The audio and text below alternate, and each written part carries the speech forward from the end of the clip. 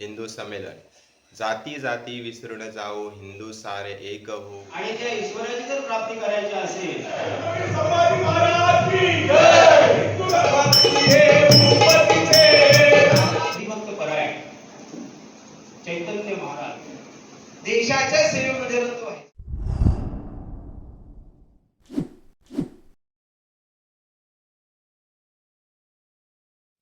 नमस्कार मित्रांनो, बोक्षकर art painting YouTube चॅनलमध्ये आपलं स्वागत. मी महेंद्र पाटील घेऊन आलोय ते म्हणजे मित्रांनो व्हिडिओ हिंदू संमेलन. जाती जाती विसरून जाऊ, हिंदू सारे एक होऊ. राष्ट्रीय स्वयंसंघाला आज 100 वर्ष पूर्ण झाल्यानिमित्ताने देशभर हिंदू संमेलन आयोजित केलं आहे. चिंचोटी पंचक्रोशीतील बंधू भगिनी यासाठी आज शनिवार दिनांक 15 ऑगस्ट 2026 निमित्त श्री चैतन्य महाराज यांचं आज हिंदुत्व या विषयावरती व्याख्यान होणार आहे. त्याचा व्हिडिओ आपल्याला श्री संप्रदाय संत संघ सभागृह चिंचोटी येथे आपल्याला होणार आहे. तो आपल्याला या व्हिडिओमध्ये पाहायला मिळणार आहे. चला तर मग मित्रांनो व्हिडिओला सुरुवात करूया आणि पाहूया. त्यासाठी आपल्याला हा मनुष्य देह दिलेला आहे आणि त्या ईश्वराची जर प्राप्ती करायची असेल तर आपल्याला संतांच्या सोबत राहणं गरजेचं आहे. कारण संतांनी आपण आता इतर आपले सर्व जे विभिन्न जातीचे लोक आहोत, आपल्याला काही संस्कृत एवढं वाचता येत नाही. कारण आपले जे वेद आहेत, पुराण आहेत, ती संस्कृतमध्ये असल्यामुळे संतांनी आपल्यावर उपकार केले आणि सर्व प्राकृत मराठी भाषेमध्ये तर हिंदी भाषेमध्ये सुद्धा तिकडे संत आहेत, इतरही भाषांमध्ये संत आहेत. पण आपल्या विशेष करून मराठी भाषेमध्ये ज्या संतांनी ही जी काय आपल्याला जर तो परमेश्वर जर गोचर करून घ्यायचा असेल, सर्वात्मक परमेश्वर उभावया गोचरू, श्रुतीचा निरंतर अभ्यास करणे. श्रुतीचा निरंतर अभ्यास करायला पाहिजे म्हणजे काय, तर संत साहित्याचा सतत अभ्यास करायला पाहिजे. बरं, आता आपल्याला अभ्यास करायला वेळ नाही, परंतु ज्या महात्म्याने अभ्यास केला आहे त्यांचा आपण आश्रय घ्यायला पाहिजे किंवा त्यांच्या सानिध्यात राहून ते जो मुक्तीचा मार्ग सांगतील तो आपण घ्यायला. संभाजी महाराज की जय. संभाजी महाराज की जय. संभाजी महाराज की जय. हिंदू धर्म की जय. हिंदू धर्म की जय. हर हर महादेव. हर महादेव. माता की जय. भारत माता की जय. नारायण निशाना भूया. सारा एक मंत्र निशाना भूया.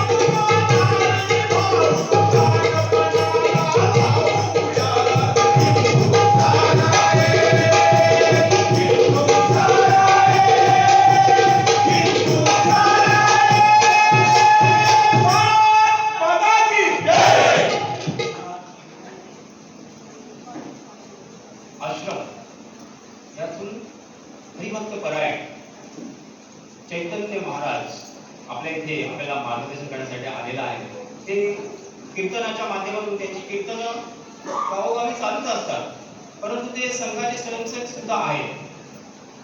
तसंच जे काय धर्माचं पालन करणे, पाखंड गंडण हिचे आम्हा करणे काल, बीज वाढवावे नाम. तर धर्माचं पालन कसं करायचं याबद्दल आपल्याला ते अमृत भाऊ इथे करतील. असता सर्व सुखाचा धारा मोडला, दीपा सवे हरपला प्रकाशुना. या मौलींच्या उक्तीप्रमाणे आपण आज इथे सर्वजण जमलेले जे आहात, एक फार मोठं ध्येय दुराशी बाळगून आपण जीवन जगणारी मंडळी आहे. त्याच्या कार्यक्रमाचं मुख्य उद्देशच तो आहे,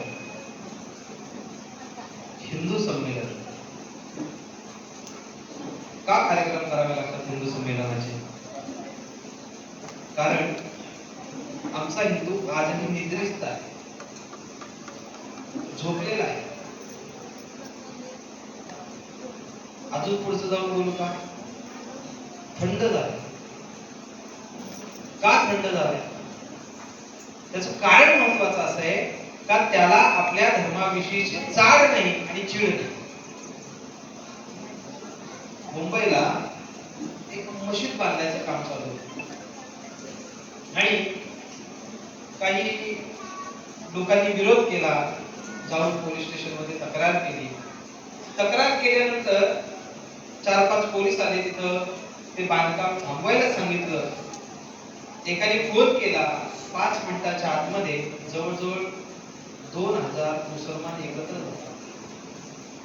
आमची माणसं एकत्र कधी येतात माहिती कोणाला? 2च ठिकाणी एकत्र येतात. एक फोन आला, हॅलो आमच्या मोठ्या काकांची विकेट पडली, म्हणजे आता नवीन युगाची भाषा बोलली पाहिजे. विकेट पडली म्हणजे गेले, तेव्हा एक. आणि कुठलाच संबंध नसतो, कुठलाच नाही, काहीच नाही, काका नाही, मामा नाही, लांबच्या नात्यात नाही, कोणच नाही. फक्त कळालं अमुक अमुक ठिकाणी हळद आहे, म्हणजे तुम्हाला फार जवळच नाही. आणि मग रात्री आंबे हळद, रात्री मार खातो आणि मग अंगाला सकाळी बोला ना आंबे हळद लावावी लागते. रात्री हळद, सकाळी आंबे हळद. या 2 कारणासाठी आम्ही एकत्र होतो. पण आजचा दिवस फार महत्वाचा आहे. 15 ऑगस्ट 1947 ला भारत देश आपला स्वतंत्र झाला. पण हा स्वतंत्र दिवस जो आपण साजरा करतो, हा साजरा करण्यामागे काही सामान्य गोष्ट आहे का?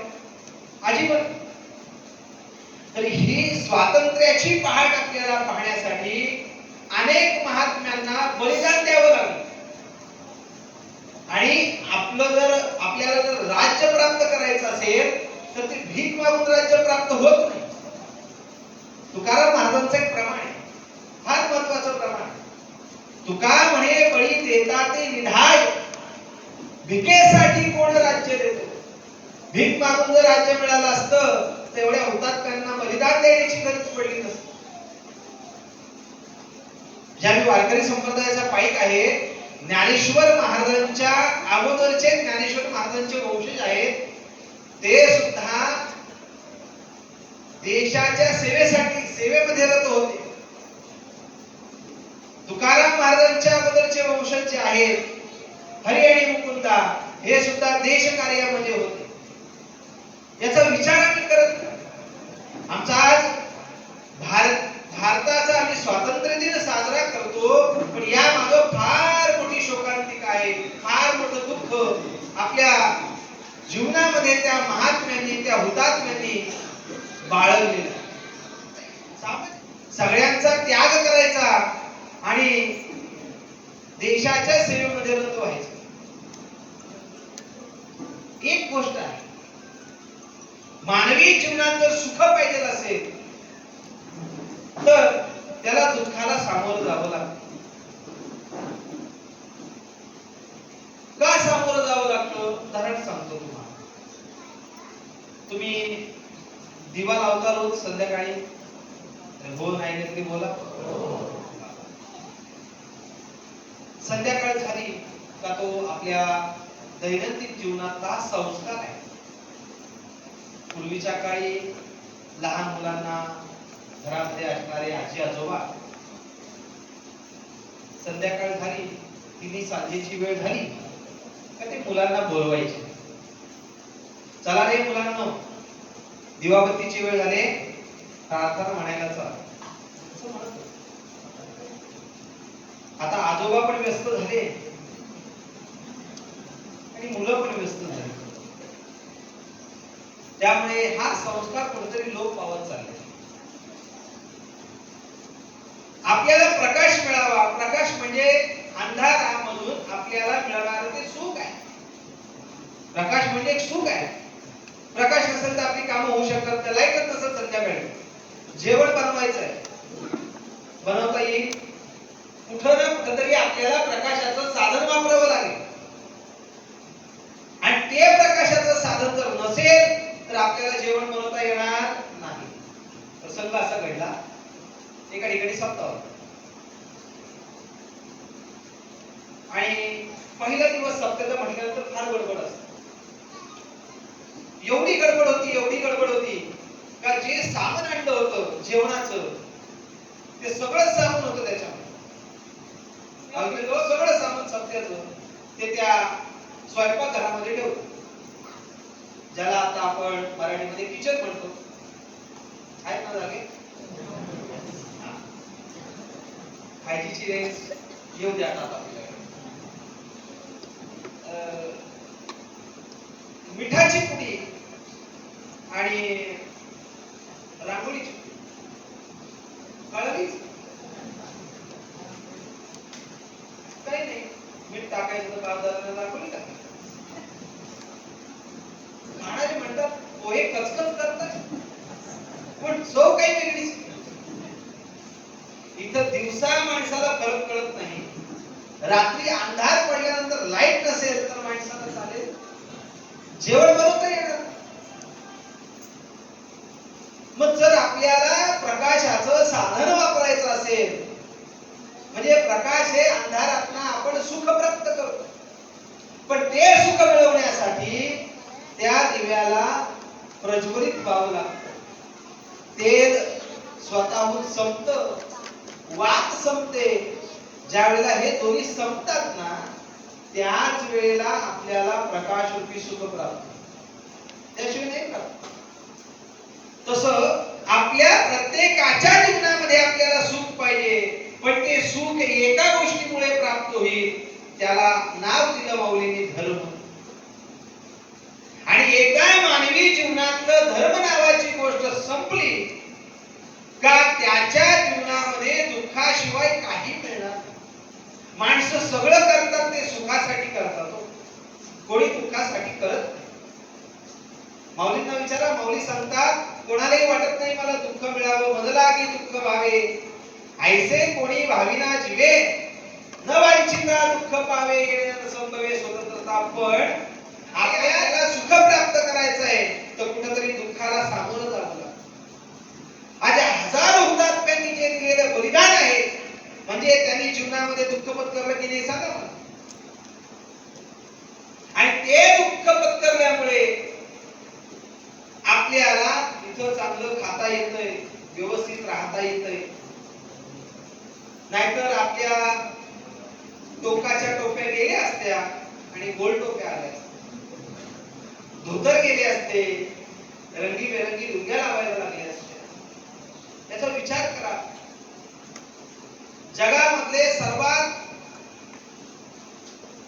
वाईट धर्म कुठले असतील तर एक आहे ख्रिश्चन आणि दुसरा आहे मुसलमान.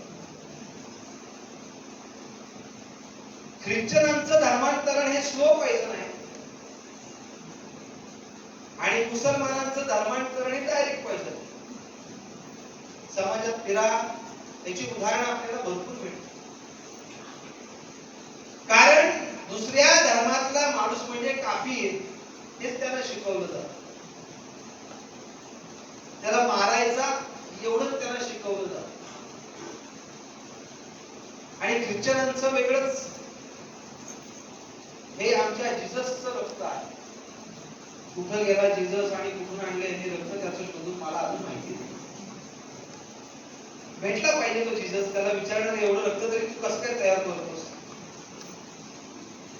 म्हणजे या सामान्य गोष्टीला आपण माणसं भुलतो आणि हे धर्मांतरण प्रकरण घडतं. आणि याच्यासाठी आपल्याला सजग झालं पाहिजे. आपण जर धर्म सांभाळला नाही, धर्मासाठी जर जगलो नाही, तर मानवी जीवनामध्ये कुठे ना कुठेतरी आपल्याला दुःखाला सामोरं जावं लागतं. आपली भारतीय संस्कृती फार महान संस्कृती. जगाच्या पाठीवर अनेक सत्ता भारतीय संस्कृतीवर आक्रमण करून गेल्या, पण ही भारतीय संस्कृती आजही चिकाटीनं राहिलेली. का नाही?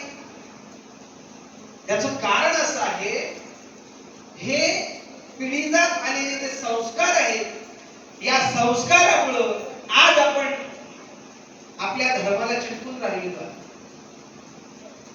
आज आम्ही आमचा धर्म सांभाळतोय, पण पुढचा जर आपण विचार करायचा म्हटला तर खरंच आम्ही आमचा धर्म सांभाळतो का, हा प्रश्न आपण स्वतःला विचारला पाहिजे. मी जर हिंदू धर्मामध्ये आहे, माझा जन्म, एक लक्षात ठेवा, माणसाला काही गोष्टी या स्वीकाराव्यात का? स्वीकाराव्यात का? आपले आई बाप कोण हे आपल्याला ठरवता येतं का? अरे हो नाही किती बोला, नाही ठरवत. कुठल्या देशात जन्म घ्यायचा हे आपल्याला ठरवता येतं का? कुठल्या धर्मात जन्म घ्यायचा हे आपल्याला ठरवता येतं का? नाही. त्यामुळे ज्या आई बापाच्या पोटी जन्म झाला, ज्या धर्मात जन्म झाला आणि ज्या देशात जन्म झाला, या तिन्ही गोष्टींना आपल्याला सांभाळता आलं पाहिजे. आज आम्ही भारत देशामध्ये जन्म घेतलाय, तर भारत देशासाठी मला काहीतरी करायला पाहिजे. हा देशाचा स्वाभिमान आपल्या जीवनामध्ये निर्माण झाला पाहिजे. ज्या धर्मात मी जन्माला आलेलो आहे, त्या धर्माचा स्वाभिमान माझ्या जीवनामध्ये आला पाहिजे. आज आपल्या हिंदूंना विचारा, भारतात तीर्थक्षेत्र किती आहे? विचारा वेदांची नावं सांगा, विचारा पुराण किती आहे, विचारा 25 डिसेंबर येतं ख्रिसमसचं, त्यावेळेला त्या ख्रिश्चन धर्मामध्ये एक अशी पद्धत आहे, मूल 24 तारखेला रात्री झोपलं का 25 तारखेला पहाटे पहाटे त्या मुलाचे आई वडील एखादी वस्तू आणून, चांगली त्याला आवडणारी वस्तू आणून त्याच्या उशाला ठेवतात. मूल उठलं का ती वस्तू पाहतं आणि हसतं आणि आईला विचारतं, वडिलांना विचारतं, बाबा हे कोणी आणलं? आई बाप सांगतात, हे सॅन्टाने आणलं. कोणी आणलंय? बोला ना. सॅन्टाने आणलं. तो म्हणतो असं आणून देतो का? आई बाप म्हणतो हो आणून देतो. मग त्याच्या जीवनामध्ये त्याच्या धर्माविषयी जागृती होते अंतःकरणामध्ये. आज आम्ही आमच्या धर्माच्या बाबतीत विचार करायचा म्हटलं तर आजोबा जर मंदिरात चालले असतील आणि लहान नातू जर आजोबांच्या मागे लागले, आजोबा मंदिरात यायचंय, आजोबा म्हणतो अरे तुझं अजून वय आहे का मंदिरात यायचं? कशाला माझ्या डोक्याला ताप द्यायला येतो? घरीच राहा. नातू मरतो पण मंदिराचं तोंड पाहत. ही परिस्थिती आहे. मी लहान होतो, रवी किरण साहेब फार लहान आणि फार अवघड होतो, फार अवघड. मला आठवतंय कळंबोलीला माझ्या श्री गुरु महाराजांचं कीर्तन होतं, वडिलांचं कीर्तन होतं आणि पकवाज वाजवायला त्यावेळेला घोडवंची लावायची, घोडी असायची आणि हे हलतंय ना, तो पकवाज वाजवताना अशी घोडी हलायची. घोडी हलताना मी बघितली 2-3 वेळेला. माझ्या श्री गुरु महाराजांच्या बाजूला मी उभा होतो, पेटा बांधलो. मी विचार केला ती घोडी हलते, या माणसाला वाजवायला जमत. मी माझा पेटा सोडला त्याच्या उजव्या बाजूला बांधलं, त्याच्या भोवती फिरलो, त्याला ठेवलं बांधलं. तो बाबांना विचारतो आता काय करू? बाबा म्हणतात काही करू नको, शांत हो. अत्यंत अवघड होतं. लोक म्हणायची काय महाराजांना काही कळत नाही का? एवढे अवघड कोणाला घेऊन येतात. आमचं लक्ष ऐकण्यामध्ये लागतं आणि हा काहीतरी मध्ये काहीतरी करत बसतो. शेवटी एका माणसाने त्याला सांगितलं, अरे तो लहान आहे, तो अज्ञानी आहे, त्याला काही कळत नाही अजून. कळायला लागल्यावर कळलं का असं?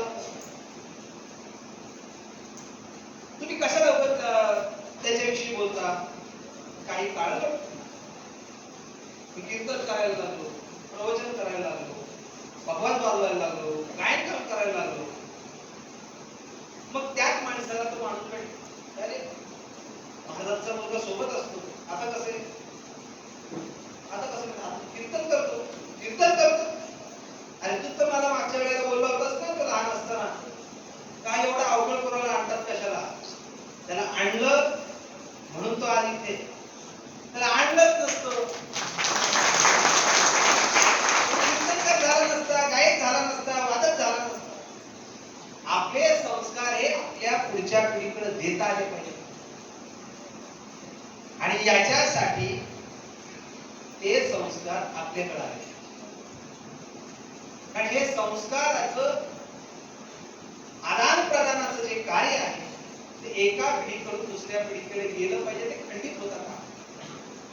आज आमच्या धर्मामध्ये काय आहे काय नाही याचा अभ्यास आपण अगोदर केला पाहिजे, मग तो आपल्या पिढीला सांगितलं पाहिजे का?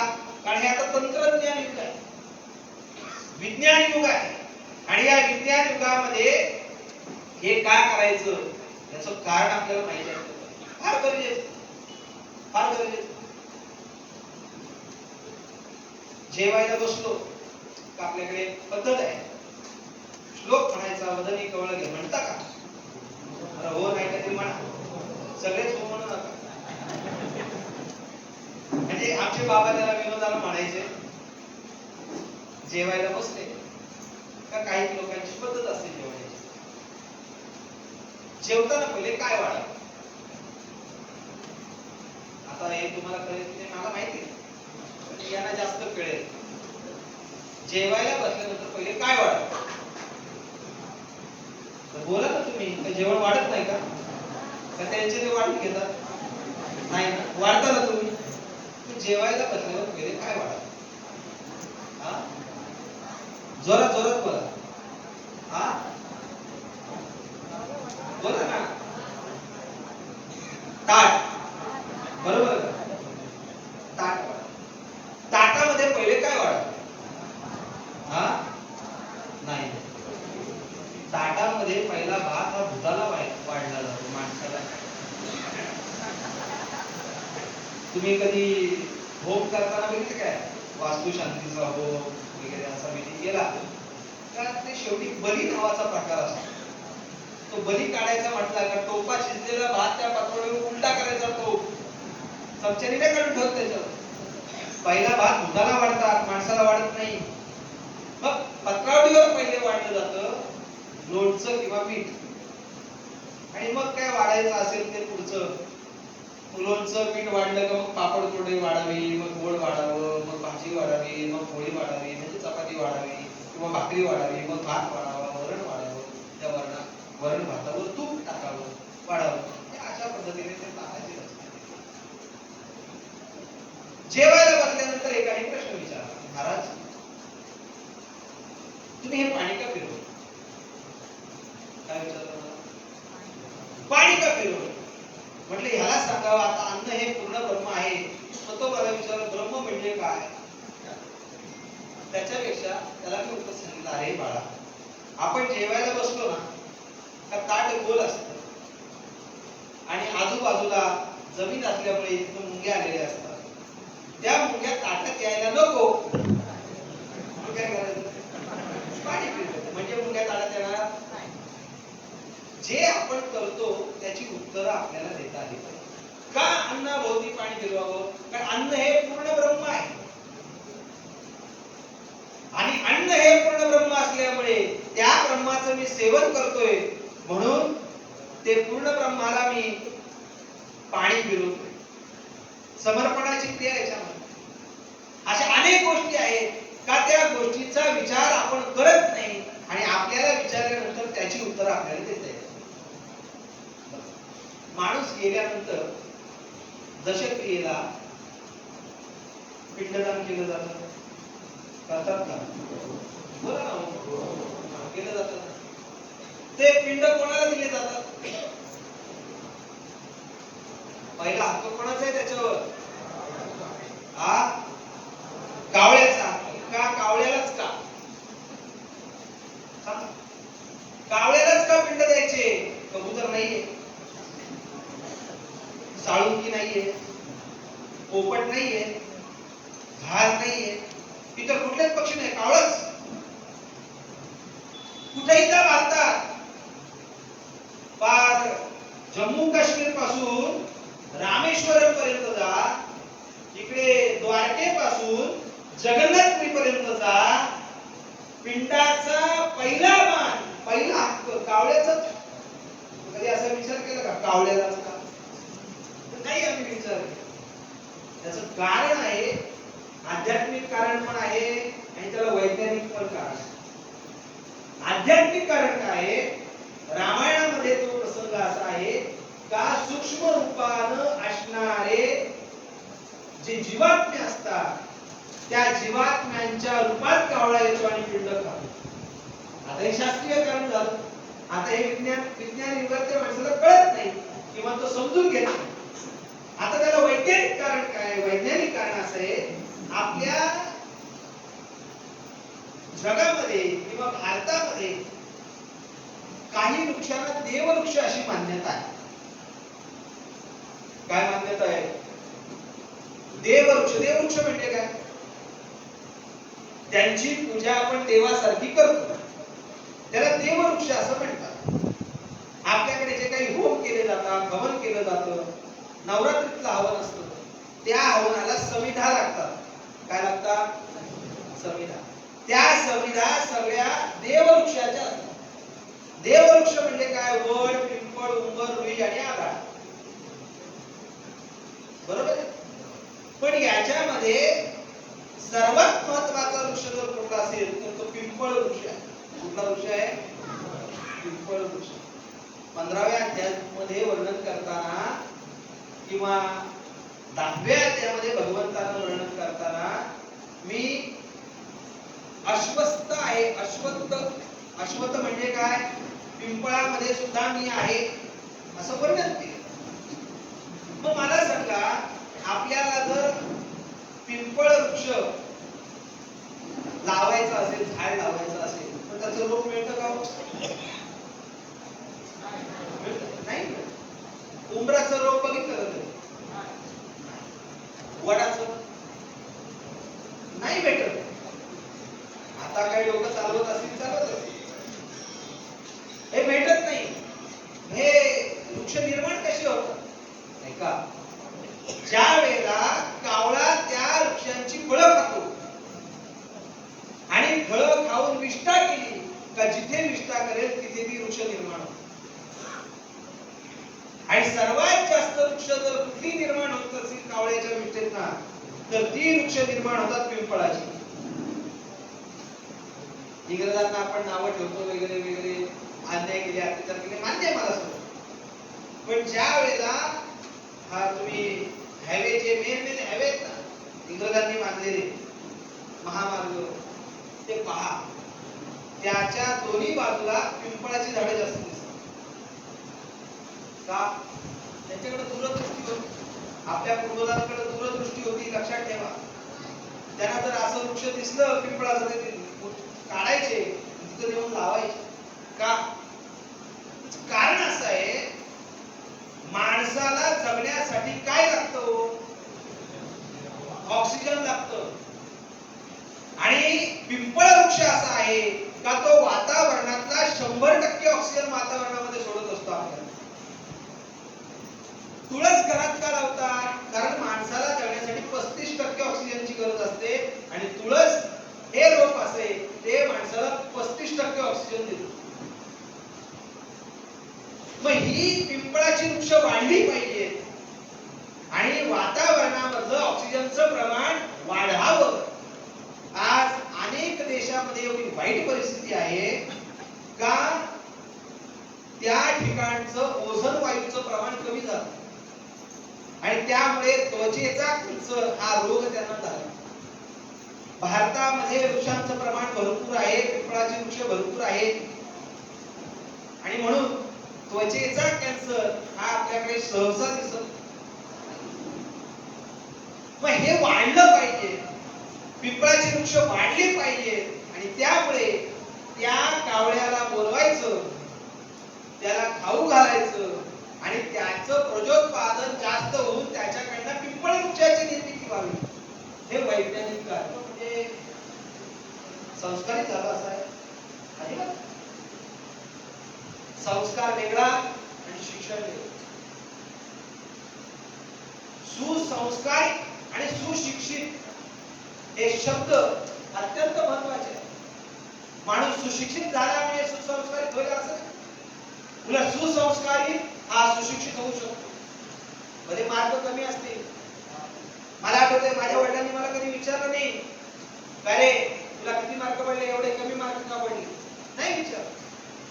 त्यांना माहिती होतं हा पास होणार, चांगले गुण मिळवणार, हे त्यांना माहिती होतं. पण सुशिक्षित होण्यापेक्षा म्हणजे शिकू नये या मताचं नाही, शिकलं पाहिजे.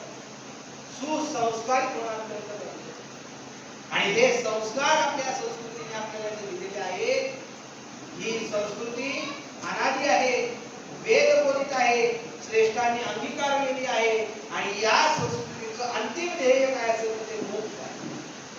आणि त्या मोक्षापर्यंत आपली जर वाटचाल आपल्याला करायची असेल तर तो मोक्ष आपण गेल्यानंतर आपल्याला मिळणार नाही. आपल्या संस्कृतीचे, आपल्या धर्माचे संस्कार ज्या वेळेला आपण पुढच्या पिढीकडे देऊ ना, त्यावेळेला मरताना खरंच आपल्याला आपल्या डोळ्यासमोर मोक्ष दिसल्याशिवाय राहणार नाही. एवढं बोलतो. मी थोडं जास्त बोललो असेल त्याबद्दल आपली क्षमा मागतो. अजून बोलावं असं वाटत असेल तुम्ही हो सांगतो तर अजूनही मी बोलू शकतो. पण आपल्या वेळेची मर्यादा आणि मराठीमध्ये आपलं एक म्हण आहे, आधीच हाऊस त्यात पडला पाऊस. त्यामुळे काय काही प्रारब्ध असतात माणसाचे. मी 2:30 वाजता निघालो, बरोबर 4:30 पर्यंत इथं पोहोचणार होतो, मान्य होतं. पण अनिच्छा नावाचं एक प्रारब्ध असतं, परेच्छा नावाचं एक प्रारब्ध असतं आणि स्वेच्छा नावाचं प्रारब्ध असतं. माझं स्वेच्छा नावाचं प्रारब्ध आधी मला साथ दिली नाही. परेच्छा पावसाचं प्रारब्ध त्यामुळे मला इथे यायला गेलं असतो. सर्वांचे मी क्षमा मागतो.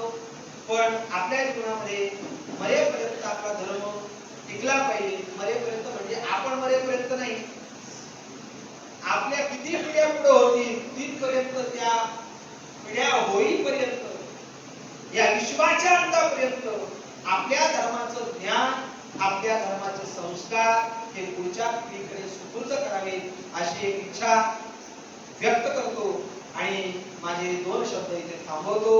जय हिंद, जय महाराष्ट्र.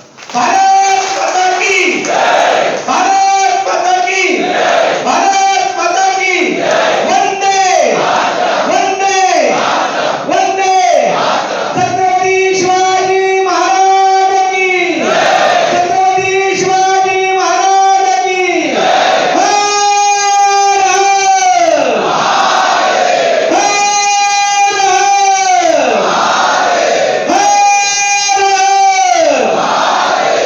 जय.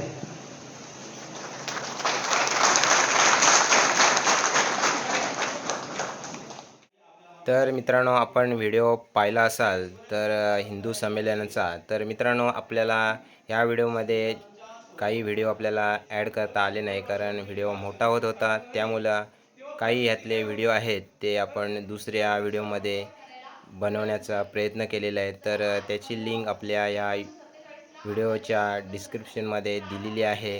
तर नक्की पहा. तर मित्रांनो, व्हिडिओ आवडल्यास आपल्या बोक्षेकर आर्ट पेंटिंग यूट्यूब चॅनलला सबस्क्राईबर, लाईक, शेअर नक्की करा. भेटूया दुसऱ्या अशाच नवीन व्हिडिओमध्ये. धन्यवाद.